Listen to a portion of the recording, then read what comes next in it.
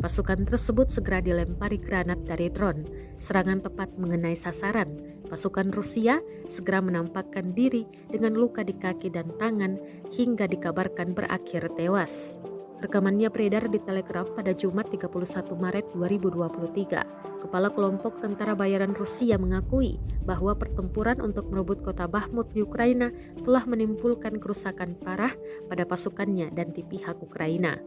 Bakhmut, sebuah kota kecil di timur yang selama berbulan-bulan menjadi sasaran serangan Rusia, menjadi saksi pertempuran sengit dan kehancuran dalam pertempuran paling lama dan paling berdarah.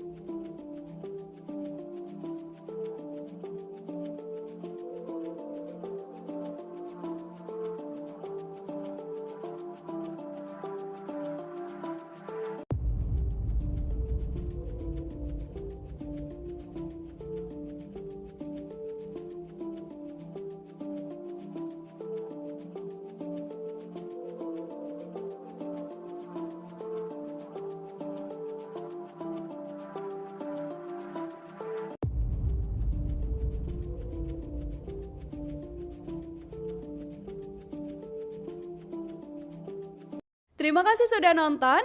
Jangan lupa like, subscribe, dan share ya.